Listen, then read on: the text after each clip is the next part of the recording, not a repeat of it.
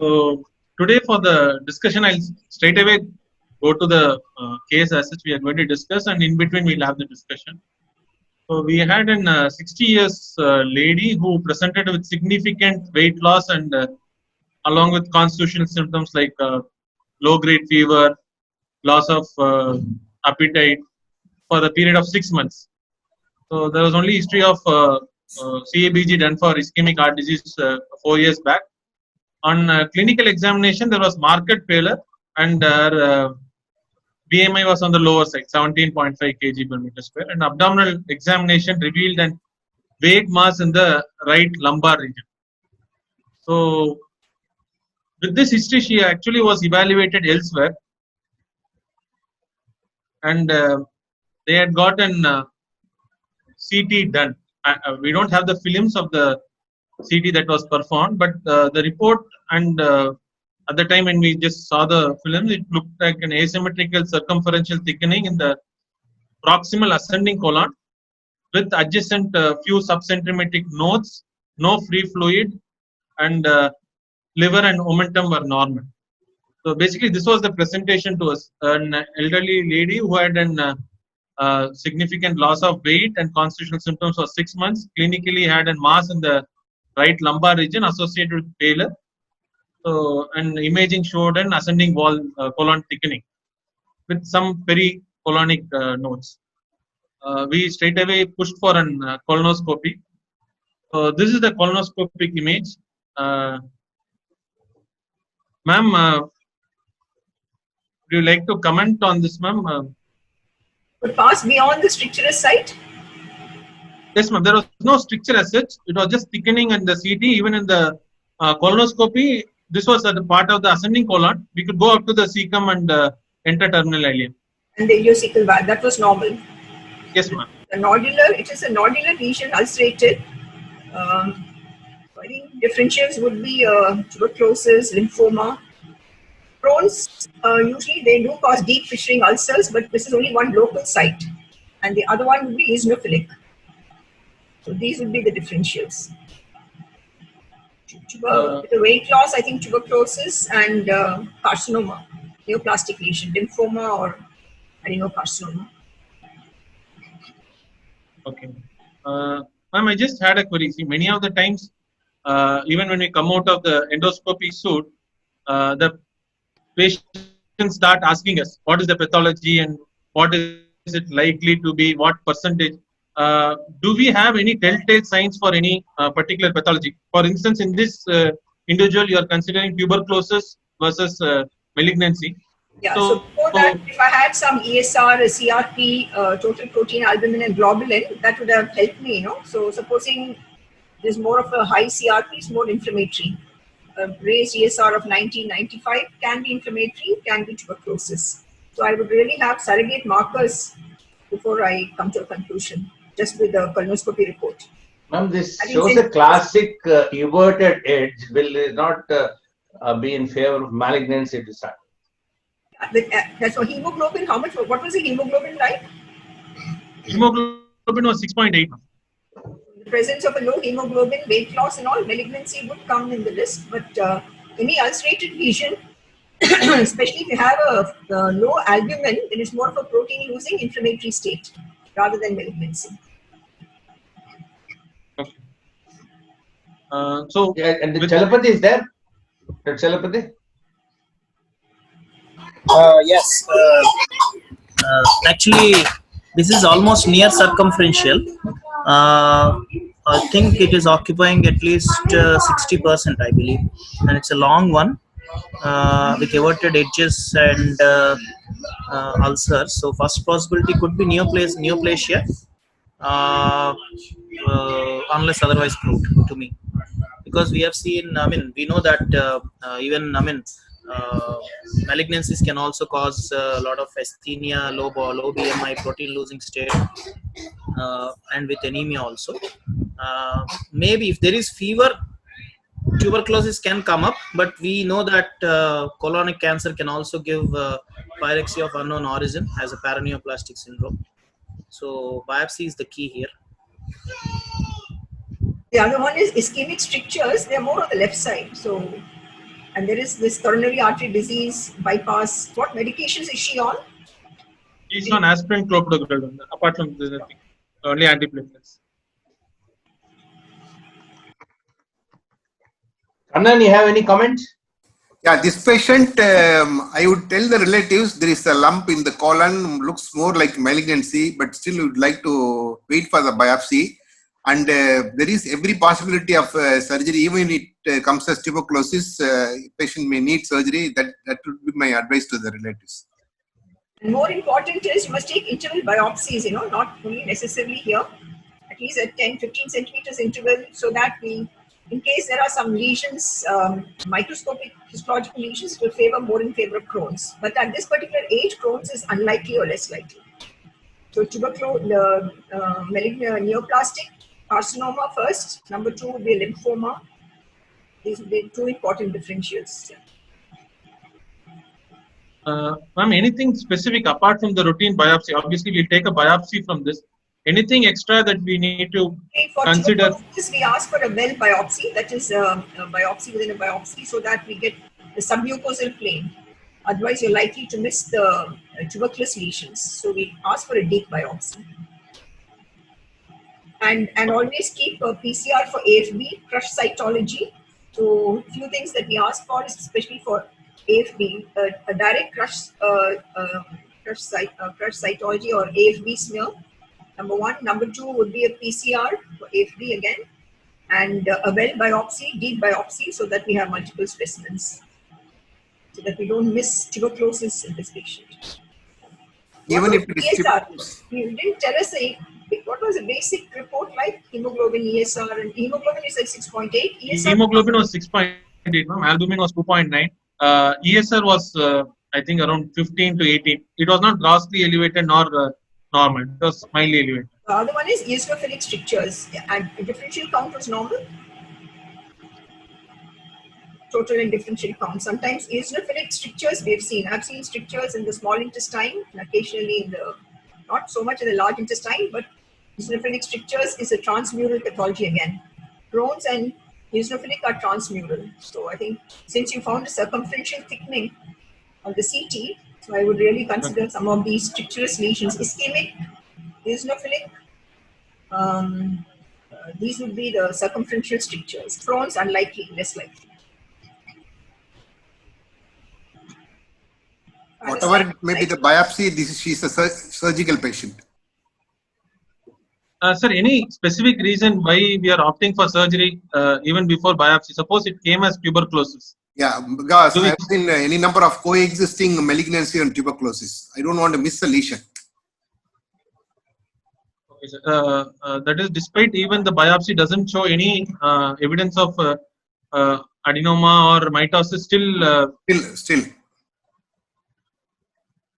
because I generally had a feeling that nowadays tuberculosis is managed as a medical disease. It has a good response. The mucosal response is very good to ATT, currently available anti-tubercular therapy. So should we reserve surgery for refractory or complicated rather than upfront surgery? That was my query. This thing is, with my better experience, upfront surgery. Yeah, I think Gautam, I sort of agree with Kannan, because there are many occasions we don't even biopsy, we go straight taking it as a possible malignancy, because we understand that whether it's tuberculosis or you err on the higher side of going nodal dissection. If it turns out it's tuberculosis, is well and good, but if you turn a malignancy, we have done what is required. I mean, you will be pardoned if you go in and do surgical resection, especially in this lady with a massive lesion and low hemoglobin and this, that, and the other, to just remove it. Because to start her an ATT and see the response, and I think that's quite a, because lesion is quite big and quite voluminous. Madam might disagree with me, but that's what I feel.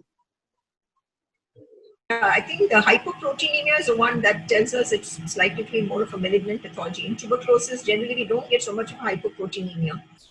Chest X-ray is normal, Chest X-ray is normal. How does the CT scan look like?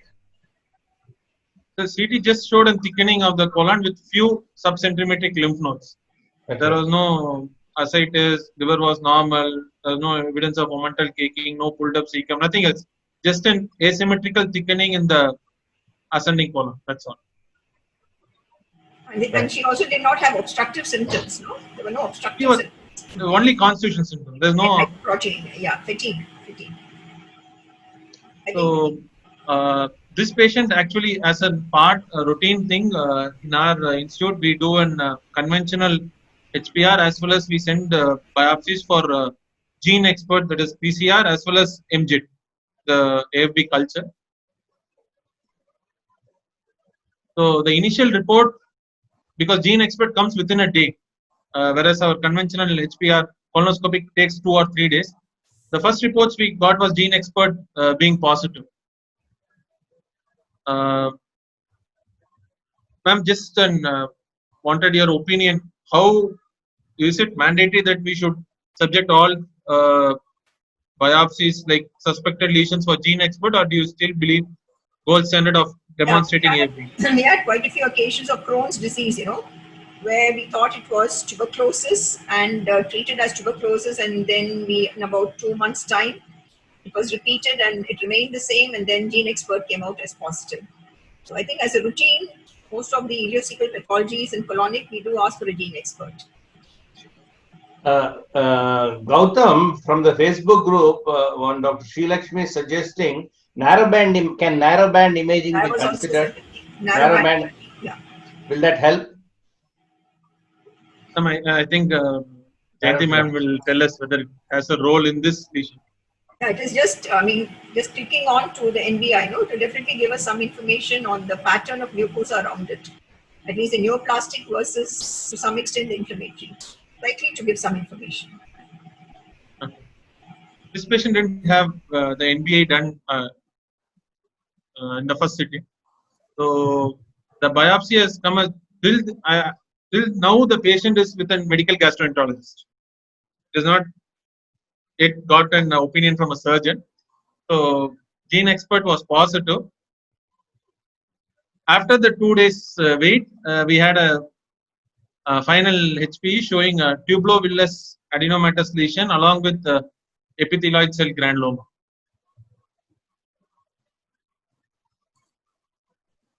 Ma'am, your comments? Once it is tubulovillous, I think excision is best. Surgery would be the best.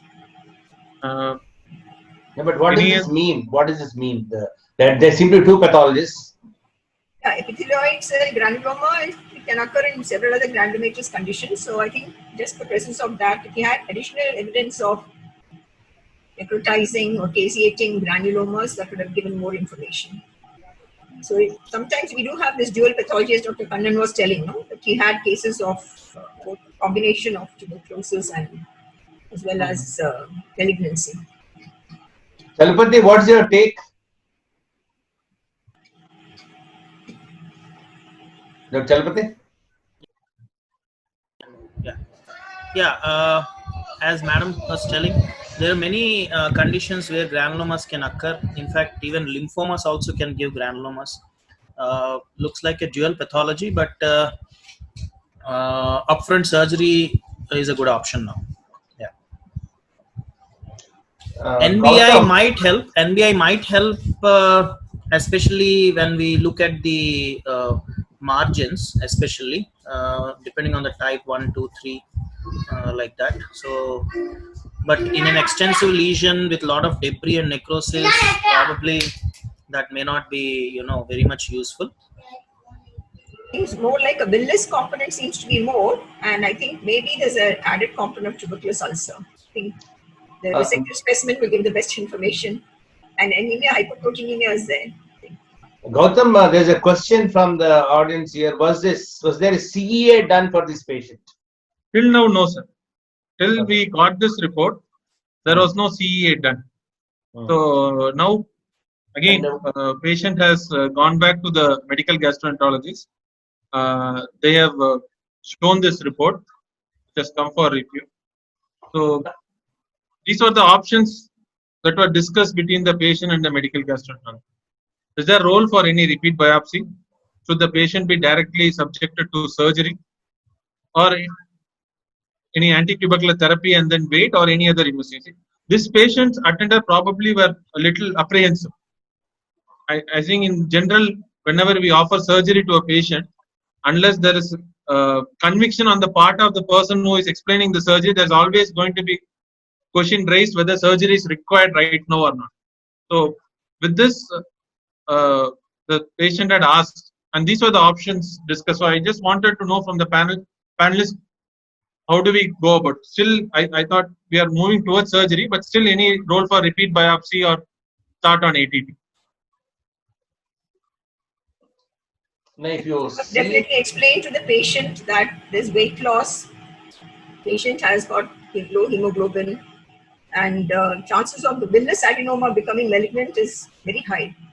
So I think because the villus component, tubular at least to some extent, but there seems to be more of a villus component, especially the surrounding one. చూడండి pink Panther ఎలాగో మాట్లాడుండవుగా. And the ulcerated lesion may be a bit of tuberculosis. I do not know because, as Dr. Chalapathy mentioned, it's in circumferential. The circumferential pathology or the morphological appearance may suggest tuberculosis. Tuberculosis. It may be a component, but I think I will definitely convince the patient of surgery, telling them more about the villus component of the adenomatous, have a CA done, and improve the hemoglobin and the albumin and take up the surgery. Gautam, these differential plans will come only when the physician doesn't mention surgery to the patient. The treating physician, when which is a very common thing actually. When surgery is not mentioned, the second person who comes in, usually the surgeon, will have very difficult time to sort of convince surgery is required, because the patient's relatives, then they'll start shopping all around and sending the information across the internet to just check whether any other possibility is there. Yeah, physician advising surgery is more acceptable than surgeon advising surgery. I have seen. Yeah, always. See, in this sort of situation, when the physician doesn't mention surgery, I mean, he may say that no, he just goes to see him. But if the physician says that surgery is the ideal option, so we have a surgeon there to get it done, is fine. But then just sending out a surgeon, just see him for take an opinion, means gone. Dr. Samir is here, our postgraduate. Samir, what's your opinion on this case? Samir, unmute. Actually, history I have not seen, but I think we should treat as a adenoma with suspected malignancy. Dr. Ravichandran is also there.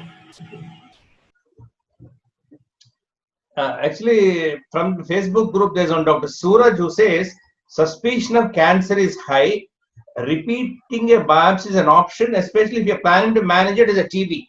If the physician makes it out, and I think with the villus component, supposing the biopsy was gene expert positive and epithelioid granuloma, and there was no tubular villus adenoma, then maybe yes, I would repeat a biopsy. But once the villus adenoma component is there, I'll definitely convince the patient. Yeah, but in these kind of coexisting diseases, we should always give the benefit to the more advanced or dangerous disease like malignancy. Since it is a bleeding tumor, even if it is a tuberculosis altogether, even surgery might help even in that worst cases also. So I think surgery should be done. See, another point, Gautam, see, this surgery is a technically easier surgery. It's not very complicated. It doesn't, anything with a sphincter or in very difficult areas. So, I mean, all those things put together, it's a fairly simple surgery, as a matter of fact. It's not cause much morbidity to the patient.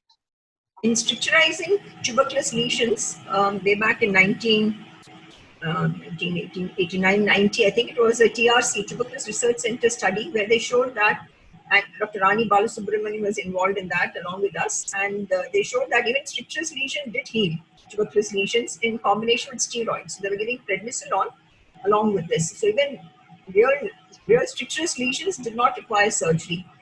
But here in this patient, there's a dual pathology. So I think definitely I'll give the patient the benefit of surgery. Gautam, there's a question, I think which is a very valid question. Was the rest of the colon normal? Was there any other polyps in the rest of the colon? The rest of the colon were normal. There was only one lesion that was described in the assessment. And I think you should assess the upper GI tract as well, because I always believe that you should not miss something in the upper compartment with loss of weight and loss of appetite. And it should not be the dual lesion, especially with so much of anemia. So I think I think CT was normal. CT was normal. there's a Yes, unanimous decision on surgery, Gautam. So If anybody from the audience would like to object? Yes. So, no, there is no objection, but does this words like asymmetric thickening help us in differentiating between TB and malignancy, or the size of lymph nodes, the nature of the lymph nodes, the distribution of lymph nodes?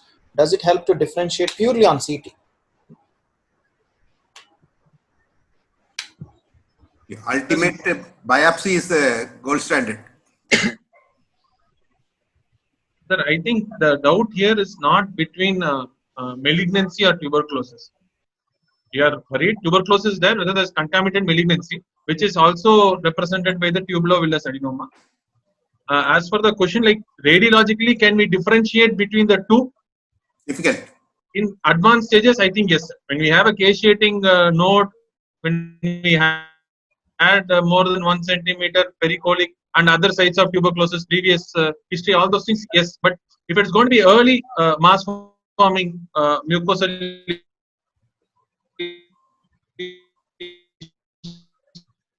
See the very presence of the tuberous villus adenoma. It sort of like in this case, with a few. Audio is not good. Gautam is home. Looks like the Wi-Fi isn't. So if that villus adenoma bit wasn't there, then this controversy wouldn't have arisen. Yeah, Gautam, are you back? Yes, sir.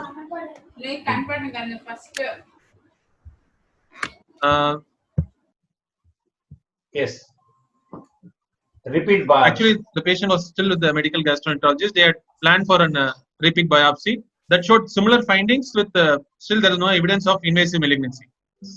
No, actually, this is a very strange report. Yeah? And I think other findings remain, no? Adenomatous and villus. Others remain the same. Remain the same. The idea of CEA, I think it was, that in between the biopsies, I think CEA would have helped us between the two biopsies. We have information on the CEA.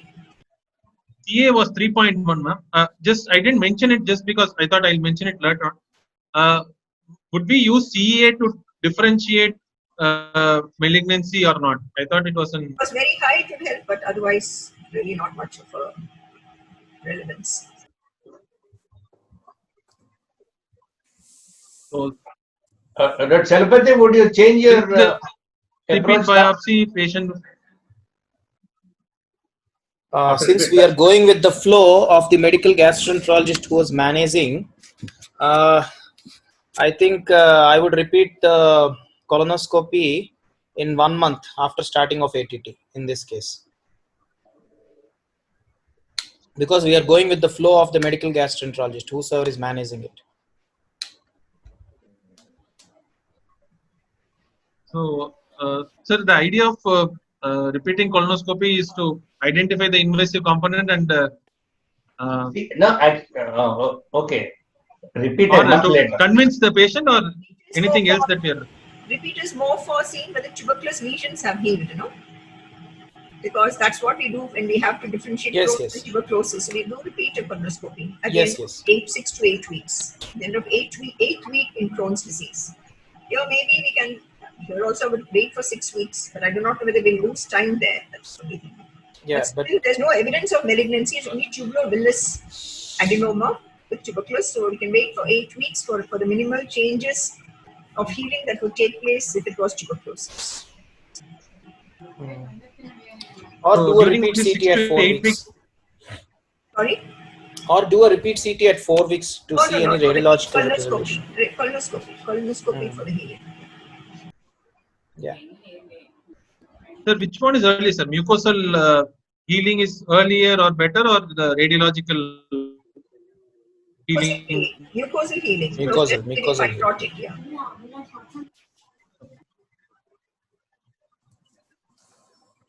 So, This patient was started on ATT, showed good clinical response, How was the hemoglobin blood transfusions? but Blood transfusion, she received blood transfusion and all that, or only nutritional support?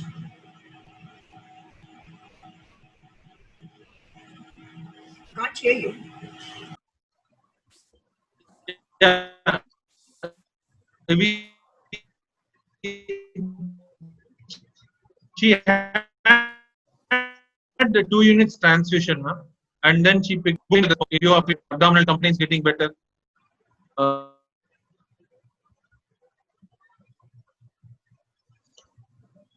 What was a repeat colonoscopy? Was it done at all or not done at all?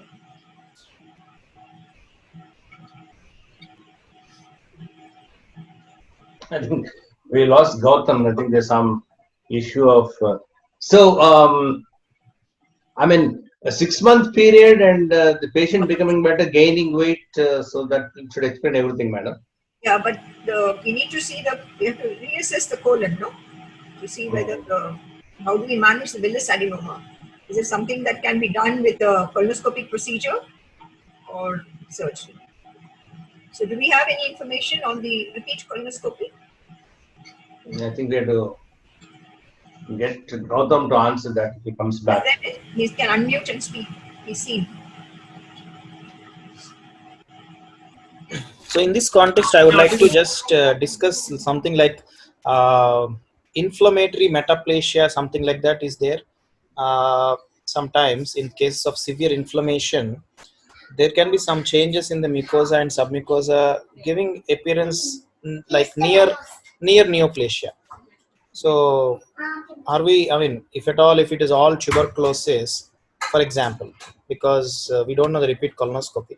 So adenomatous and villus component will not change, no? That cannot change.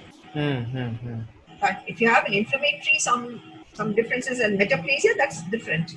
The plastic changes. But you will not have the change of adenomatous and villus adenoma changing to just a tuberculous lesion, which means the pathologist tissue, the histology has to be reviewed again. Yeah, but then second biopsy also I asked you, you said it was just the same. Right. So we need a repeat colonoscopy. Repeat colonoscopy, yes. Yeah, Gautam, was a repeat colonoscopy done and what does it show? Yes, the patient underwent a repeat endoscopy, colonoscopy at the end of 6 months. Before that, patient had a CT. So this is a CT picture, which showed again thickening. I hope it's seen thickening along the medial wall of the ascending colon. The lymph nodes that were present along the thing were grossly reduced. There were no obvious lymph nodes that were seen. No other lesions that were present at the CT. So following this, in view of residual thickening, the patient underwent a colonoscopy. This is the image. Ma'am? We need an NPI for this, no? To confirm. So an NPA was done during this time. This is the NPA. I do not know much about the NPI, but I think there is distortion. Yeah, this looks villous. The one especially around the 11 to 1 o'clock. Right. Yeah. This is definitely villous adenoma with residual. Huge, it is repeat biopsy. And I wouldn't be surprised if the biopsy does show dysplasia and early cancer, early malignancy. See, in the center there are some depressed lesions, which may indicate some invasiveness. Yeah. And majority of the things, they look like villous component type 2. I need to see, I mean, we need to see the other part, like the proximal end of the margin also, if possible. I didn't place those images, sir. But do you have any information on NBI? We have it was mentioned type 2, ma'am. Type 2. On seeing it looks like nice type 2 adenomatous polyp. Okay. Yeah. But when there is underlying chronic inflammation, its interpretation is difficult, ma'am. Okay. Yeah, but if you see the rest of the mucosa, it looks like healed. Yeah, like the healed component. There is some stretched out mucosa. The vessels are distorted. So that was all inflammatory. That was even in the 3 o'clock 4 o'clock position also we can see some scarring, right? So that is the inflammatory component which got healed probably because of the ATT. So when you look at the other side, that is from 11 o'clock to 9 o'clock, that lesion is still persistent with some depressed lesion and showing nice type 2 pattern, and this looks suspicious still. This might be the villus adenoma component or some hidden malignancy inside. 10 o'clock position, yeah. Yeah. Now, the opinion again from the Facebook group is, rather than waiting and getting ourselves and the patient confused all time, since the morbidity of the surgery is probably low, and since patient has gained weight and nutritional things, surgery should be an option now. Madam, what is your take and what is Chalapathi's take on this? Surgery even earlier, I thought, because of But that illness. now that, and now 6 months have gone down the lane. I think it's important that I don't think this is amenable to ESD. It's quite large, right-sided. So I don't think it is amenable, and I think it will be fixed also underneath. So therapeutic polypectomy is just impossible. So I would prefer to go for a surgery. Chalapathi, your take? My take is actually to examine the lesion on the proximal end also, and see probably give. I would like to correlate along with the CT. So the CT is obviously showing a transmural thickening, asymmetric thickening. So I would say probably this is unresectable on endoscopy. We can't do something like an EMR or ESD probably because of the CT also clubbed together. And probably after ATT there will be a lot of inflammation, scarring and all. So that makes difficult. So I think surgery should be done in this case. Anand? Yeah, I was for the surgery from day one. No, the pattern has changed because even the Facebook group, they are all worried, saying residual thickening at 6 months is still worrying. Yeah. You can't take a chance.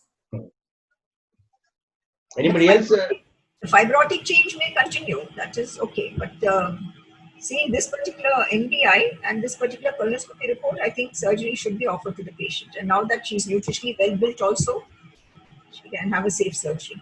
No, actually, it's very difficult at this moment to convince the patient. But I think explain to them about the percentage of... And also to convince the physician. Convincing, no, not quite convinced. I think I think most of the gastroenterologists would get convinced at this stage at least that surgery should be upfront. Aditya. Ma'am, there was a... Aditya, I have a question.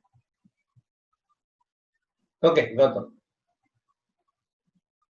There was a point raised regarding the residual thickening, the significance of residual thickening.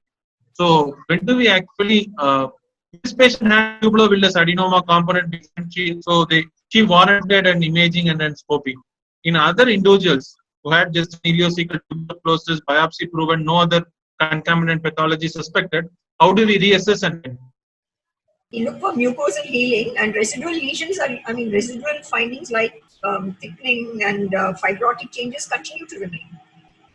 It's not that they disappear. I have had patients who had tuberculous huge glands in the axilla, but after treatment, the gland remains the same size. But when we talk to the infectious disease specialists, they say that it is actually healed one and nothing to worry about that. So sometimes the residual lesion persists, but it's inactive. So the fibrotic changes don't disappear completely, but mucosal ulceration and mucosal changes start healing. That's definitely there.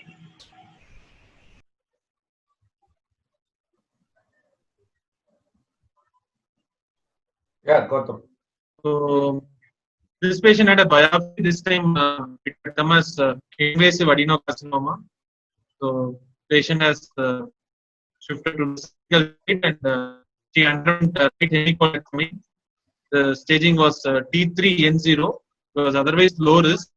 So he was placed on observation.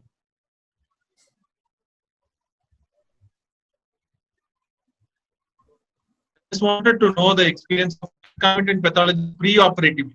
So whenever I went through the literature, the concomitant pathology is very common. It is not like uncommon. but majority of times they are done more or less found as an histological surprise following surgery. That is, we do a surgery for malignancy, it has concomitant tuberculosis, or we do emergency surgeries where we think it is tuberculosis etiology and it turns out to have tuberculosis and malignancies together. So I just wanted to know the panelist's experience regarding preoperative concomitant pathology. And to err on the other side, if I suspect malignancy and a villous adenoma, I'll give the benefit of surgery to the patient rather than, and also combine it with anti-tuberculous treatment after I get the histology. Supposing the histological, what was the histological specimen? You didn't tell about that. Do we have the report of the histology of this patient? Resected specimen? Any evidence of tuberculosis or? The specimen is, there's no evidence of AMP granuloma, no, it's the adenocarcinoma, 83NC. Gautam, there's a question by Dr. Suraj who's actively participating. This says, how many nodes harvested? Were there any coexisting granuloma in the nodes? So I answered the second part. 12 nodes harvested, all were negative. Okay, there are no granulomas as well. Yes. Now the decision making of so logical related record taken during the surgery. There was no on the part of the surgeon to know whether it was still tuberculosis with a benign condition or it was only tuberculosis. So it became a straightforward decision for the surgeon, but I think the patient to go around a lot of. Supposing I had referred the case to you for an opinion, saying that get the surgeon's opinion, what would your response be? If I can answer before Gautam does. I would always Madam? have a discussion with the surgeon, yeah. Before Gautam does, we surgeons are, we don't think too much. You see, madam has referred case to us, means we have to operate. That's all. We don't look into any reports and you don't try to analyze anything. Gautam might disagree with me, but Karan and me belong to the same old school, so I think Karan will agree with me. Karan? Yeah. We have, it's a similar patient, whatever Gautam presented, I have a patient, the tumor was adenocarcinoma and the nodes were tuberculosis. We have so many variations in presentation. True, yeah. I mean, that is what Dr. Suraj is commenting on. And he wants to know any adjuvant treatment. So, no adjuvant treatment. Was there any MSI tested, done, or offered? MSI. Gautam? MSI was high. Okay. MSI was high, and there was no evidence of lymph nodes, no lymphovascular invasion, perineural invasion, no family. So basically, it was low risk. Yeah. Now you have to answer madam's question, Gautam. Ma'am, I would have offered surgery at the first instance. I think For two reasons. Yeah, we would have a discussion, surgeon together, sitting together and talk to the patient. I would first put my views forward and then the surgeon comes across, and I think best is to give the best to the patient with a discussion between the two rather than take a independent decision right at the beginning when I found the tuberous villous adenoma. No, madam, if the second biopsy has come as villous adenoma, then what could be the option? The thing is, underlying fibrosis was there, no? So even villous adenoma per se is pre-malignant. So once villous adenoma is there, I would definitely opt for surgery. No doubt at all about that. Very high risk for malignancy. She's lucky that 6 months went on without much of a progression. Otherwise, it could have progressed also. Fortunately, she did not progress to that extent. Samir? Nice case. Samir, you have a point to make? Sir, that adenoma more than 1 centimeter size, so likely higher chances that it may progress to malignancy. So at that point only we can give option of surgery also. Only thing was in the colonoscopy, we didn't know which component was tuberculous, which component was villous, no? So I think Yes, ma'am. some portions were villous adenomas and some portions were tuberculous. So But after the second colonoscopy tells you the size is definitely more than 1 centimeter, and surgery is the way forward. Yeah. Now, I know, Gautam, if you remember, there's one young chap who had come with sort of acute appendicitis. We thought it was resolving, and imaging suggested acute appendicitis. 3 months later, he came with inoperable malignancy. True, sir. We had one patient. I mean, but then when clinically it looked like appendicitis, didn't require, not requiring surgery. And when you're talking about diagnostic difficulties in that area. Because then that time we wanted. Acute appendicitis, is it? Pardon me? No, Acute acute appendicitis, imaging wise clinically, and we thought surgery may not be required because we generally do not operate unless until it is real, really indicated. Because, definite indication. and this patient then after that, his loss of follow-up. 3 months later, he came quite sick and quite a locally advanced malignancy. We wondered whether all sort of subacute appendicitis need a colonoscopy. I don't think so. Acute appendicitis, I think today CT is supposed to be the way forward in diagnosing acute appendicitis rather than even clinical examination. So even though we say, I think more than ultrasound, which gives us information of probe tenderness, where the patients get carried away as acute appendicitis, CT I think should be the gold standard for diagnosis of acute appendicitis. So, Gautam, what is the moral of the story? Sir, I thought the concomitant lesion was always there. It was probably an invasive component even from the beginning. It is not like something it had gone into malignant transformation during the period of 6 months. So, the message, what we would like to learn from this patient would be like, we should beware of concomitant lesions, and whenever we offer, like as Dr. Chalapathy had mentioned, we would like to treat the aggressive one rather than the less aggressive one. So the high suspicion of malignancy, whenever it is there, patient should be treated as like a malignant patient rather than wait and watch like a tuberculosis patient. And then, luckily this patient didn't progress to an advanced stage. During the period of 6 months, still it was only PT3N0. If the patient had thrown meds to probably liver or had a gross lymph node involvement, then the entire course has been altered by just a delay in decision making. And then the fault will be, they'll be saying that you told us and he told this and all. So their problem will always start there. And I think documentation is very important, and then put the onus on the patient. That patient opts for medical treatment rather than surgery. Otherwise, normally we'll take a signature that I'm not willing for surgery at present, would like to give a trial. But telling them fully, documented that the risk of malignancy is high, especially in the villus. If it was only tubular, then yes, maybe we could wait for the antituberculous treatment and reassess. But any component of villus, we know that the risk of malignancy is high. Then again, 6 months is too long for a repeat colonoscopy. It could have been done. If you're done at 6 to 8 weeks. 6 to 8 weeks, right? Very nice case, very educative also. Yeah. Anything else, Gautam? That's it. Okay. Well, I thought you'll have some literature on the concomitant lesions. Any other comment from anyone from the audience? If there are none, again, thank you, ma'am. Thanks, Gautam, for a nice case. And thank you, Dr. Gautam, for the nice case, and thank you, participants. Thank you.